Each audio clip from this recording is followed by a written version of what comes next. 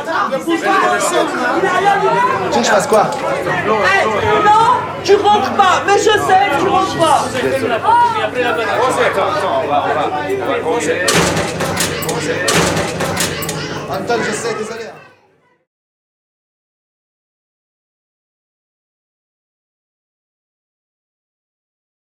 Je sais, Nicolas, je l'aime beaucoup. Tu sais que je l'aime beaucoup, Nicolas. Je peux pas, je fais comme je peux.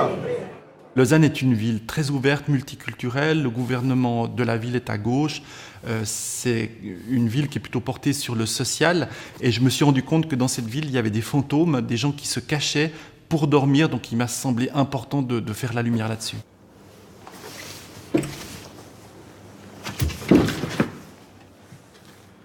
Pour préparer ce film, en fait, j'ai passé 6 mois d'enquête sur le terrain. Pendant 6 mois, j'ai traîné dans la rue, j'ai rencontré des gens et des liens se sont établis. J'ai pu commencer à découvrir la communauté rome, la communauté des Africains, enfin plusieurs communautés de gens. Et j'ai découvert ce monde parallèle. Et après 6 mois uniquement, j'ai commencé au printemps. Et quand l'hiver a commencé et quand l'abri va ouvrir, parce que l'abri ouvre en octobre jusqu'au mois d'avril, j'ai décidé de commencer à tourner le film, mais avec toutes les personnes avec ce qu'on appelle un consentement éclairé. Ils savaient exactement pourquoi j'étais là et qu'est-ce que j'allais faire comme film. Et il y avait cette relation de confiance.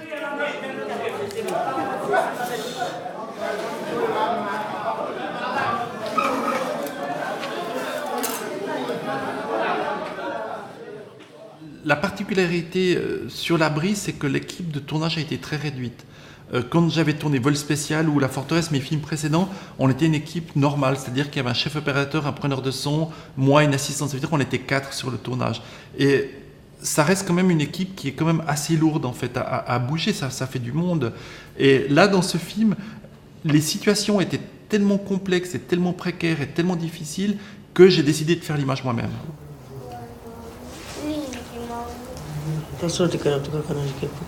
J'ai tourné 50 fois, 50 tris.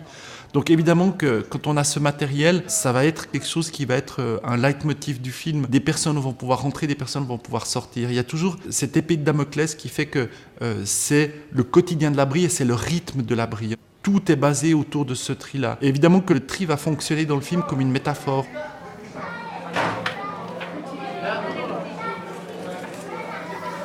Ils ont mangé tranquille, ils sont contents. Je dis voilà, pas Ça va, c'est cool. Hein? C'est bien passé. Là, nickel. Je pratique une certaine forme de documentaire. Je ne dis pas que c'est la meilleure, c'est une forme de documentaire qui obéit à certaines règles. C'est une forme de documentaire extrêmement pure dans le sens qu'il n'y a pas de musique, par exemple. Souvent dans un film documentaire, on va dramatiser, donc on va rajouter des violons ou je ne sais pas quoi pour faire quelque chose de dramatique. Moi, c'est quelque chose que j'élimine d'office. Il n'y a pas de commentaire en voix off, il n'y a pas une voix off qui dit ce qu'il faut regarder à l'image ou ce qu'il faut penser, donc ça j'élimine. Il n'y a pas d'interview, il n'y a pas des personnes comme vous que vous m'asseyez.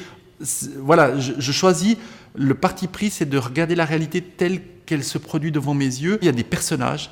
Ils jouent tous leur propre vie. Je n'ai écrit aucune ligne de scénario, aucune ligne de dialogue. À personne, je n'ai jamais dit « fais ça » ou « fais comme ça ». Tout ce qui se passe est toujours la réalité, mais par le montage, je vais construire une dramaturgie et je vais construire une histoire parce qu'avant tout, j'oublie pas que je fais du cinéma, donc je fais du spectacle. Donc je dois vraiment, les personnes qui vont venir au cinéma, ils s'attendent à voir un film de cinéma. Quand le policier te visto tu estás durmiendo en la calle, te va a hacer multa. ¿Te multan? Sí. O sea que encima de que no te dejan Sí, entrar en un albergue, sí, o sea que sí. estás expuesto a que te multen. Yo tengo ese multa.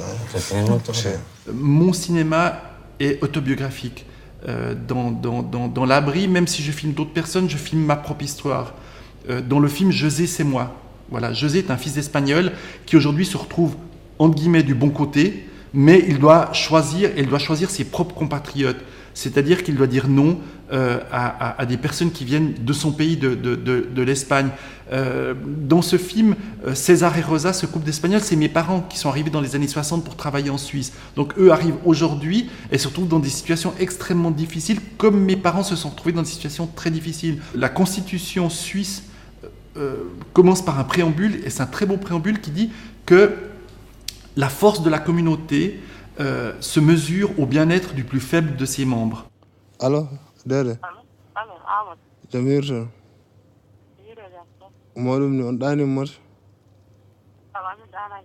Ah, quoi, tu vois, Donc pour moi, l'idée de faire un film, c'est d'élargir la vision. C'est simplement de mettre de l'oxygène dans le regard et j'essaye pas que notre regard se ferme au point qu'on devienne aveugle, en tout cas qu'on devienne aveugle avec notre cœur.